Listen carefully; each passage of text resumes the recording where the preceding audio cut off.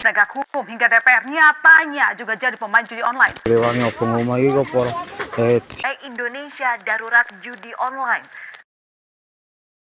Gue yakin lu semua yang ngeklik video ini pasti udah gak asing dengar cerita orang yang kecanduan dengan judi online ini. Mulai dari rela pinjam uang kemana-mana buat judi, sampai korupsi buat judi. Tapi pernah gak kalian mikir, mereka kok bisa segila itu ke judi? Bahkan ada yang sampai bunuh gara-gara judi ini. Nah, kok bisa mereka secandu itu? Padahal mereka sadar mereka sudah rugi. Tapi kok mereka tetap lanjut? Apa yang terjadi di otak mereka gitu?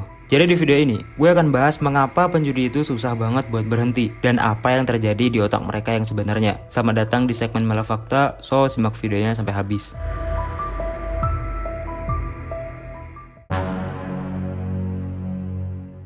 Di sini pertama-tama gue akan jelasin kenapa orang bisa secandu itu ke judi. Dan setelah itu gue akan jelasin kenapa judi online itu lebih merusak daripada permainan judi lainnya. Jadi, para peneliti tentunya sudah menemukan hal-hal yang menyebabkan seseorang menjadi sangat candu bahkan menjadi bodoh karena judi ini. Contoh bodohnya, lu bisa nilai sendiri. Ada orang yang udah tahu dirinya rugi, tapi masih dilanjutin. Nah, mengapa kebodohan itu terjadi? Itu sudah dijelaskan oleh Mark Griffiths. Dia ini seorang psikolog di Nottingham Trent University. Jadi kata dia, dalam survei terhadap 5.500 penjudi, alasan orang pengen berjudi itu bermacam-macam. Yang pertama tentunya pengen menang uang banyak. Terus yang lain, ada yang beralasan karena ini menyenangkan, dan karena ini seru aja gitu. Terus dia juga bilang, bahkan ketika Anda kalah berjudi, tubuh Anda masih menghasilkan adrenalin dan endorfin. Buat yang belum tahu endorfin adalah hormon senang setelah aktivitas tertentu. Nah jadi ngerinya di sini, walaupun seseorang penjudi kalah, dia tetap merasakan sensasi yang sebenarnya menyenangkan saat proses berjudi itu. Jadi, yang awalnya kesenangan dan alasan berjudi itu hanya karena bertambah duitnya, nah ini bertambah alasan dan kesenangannya dengan melakukan judi itu sendiri, walaupun dia tidak menyadari itu. Paham gak? Kayak yang gue bilang tadi, udah rugi berjuta-juta, tapi tetap dilanjutin. Ya ini karena dia bukan hanya kecanduan dengan bertambah duitnya kalau menang, tapi juga dengan judi itu sendiri. Nah terus, ditambah lagi ada motivasi untuk mengembalikan modal yang hilang saat kalah sebelumnya. Ya sama buat ganti HP yang rusak sih. Pasnya kesal dan muncul harapan. Ini kalau gue depo 100 lagi, kayaknya balik dah. Dan setelah dia beneran depo, ternyata balik 150.000. Secara gak langsung, psikologinya terpengaruh. Dan muncul harapan, wah lagi gacor nih, taruh lagi dah.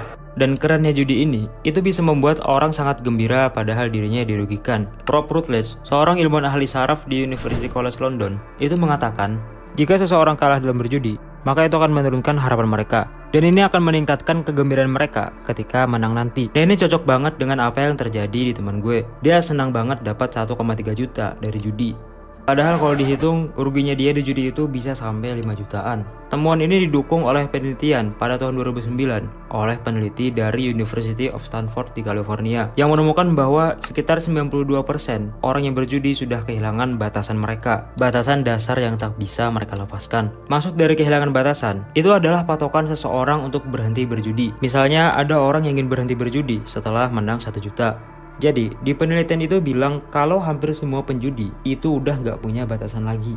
Jadilah akhirnya ngegadai barang, berhutang sana-sini, terus dijauhin orang, dan kehilangan pekerjaan. Bagi yang pernah terjun ke dunia judi ini, lu merasa relate gak dengan apa yang gue jelasin? Coba tulis di komen. Nah, yang gue jelasin tadi, itu adalah dampak dari judi yang benar-benar judi. Yang persentase menangnya gak ada yang ngatur. Terus, gimana ceritanya dengan judi online? Yang persentase kemenangannya ada di tangan bandarnya atau sudah diatur bandarnya. Gue setuju sama yang dikatakan oleh Guru Gembul yang bilang kalau judi online itu jatuhnya bukan ke judi lagi, tapi lebih ke penipuan. Kalian semua, kalian itu sebenarnya ditipu. Kalian itu sebenarnya nggak akan menang, karena menang dan kalah di dalam permainan judi online itu sudah di-set. Yang dipastikan adalah bandar yang pasti selalu menang betapapun. Lu bayangin sendiri dah, kecanduan ke suatu hal yang menipu lu. Bener-benerkah kalau kita bisa untung dari situ? Padahal logikanya aja, gak ada bandar yang mau rugi. Makanya mereka nyiptain sistem yang buat mereka untung tanpa peduli nasib orang yang akan hancur karenanya. Nah, ada satu kolaborasi yang tercipta di masyarakat kita, yang mana ini merupakan combo yang sangat mencekik. Bahkan menjadikan combo ini alasan mengapa orang banyak yang bunuh. Nah, combo yang gue maksud adalah pinjol dan judol. Selain judi online, kita juga harus mengakui kalau Indonesia juga darurat pinjol. Sebenarnya menggunakan pinjol itu nggak ada masalahnya kalau digunakan seperlunya, bukan semaunya. Nah, di kasus yang mau gue jelasin ini, itu adalah orang yang kecanduan judi online, terus nggak ada duit lagi, akhirnya lari ke pinjol. Pola pikir mereka awalnya sederhana, pinjam duit dulu, terus depo, terus menang, terus duitnya jadi 2 kali lipat, terus lunasin deh hutangnya. Nah sayangnya, itu bukan realitanya. Realitanya mereka nggak akan bisa menerka kapan menangnya mereka. Malah mereka diintai untuk disiapkan kapan mereka kalahnya oleh para bandar. Dijudol kalah dan duitnya hilang, dipinjol, tagihannya menumpuk. Hingga akhirnya kebingungan untuk membayar dan harta pun sudah nggak ada lagi. Orang-orang terdekat pun sudah mulai menjauh. Karena sudah kesal hutang dia nggak dibayar-bayar. Dan itulah realita yang terjadi di Indonesia, khususnya bagi para pecandu judi online ini. Tambahnya lagi, judi online dan pinjol ini itu sangat-sangat mudah diakses. Saking mudahnya judi online untuk diakses, itu anak SD juga bisa main, jir. Untungnya dulu para streamer game yang iklanin judi online ini cepat diatasi. Kalau misalkan mereka masih ngiklanin, lo kebayang nggak? Itu kan streamer game. Otomatis viewers di channel dia itu bisa dibilang banyak anak-anaknya.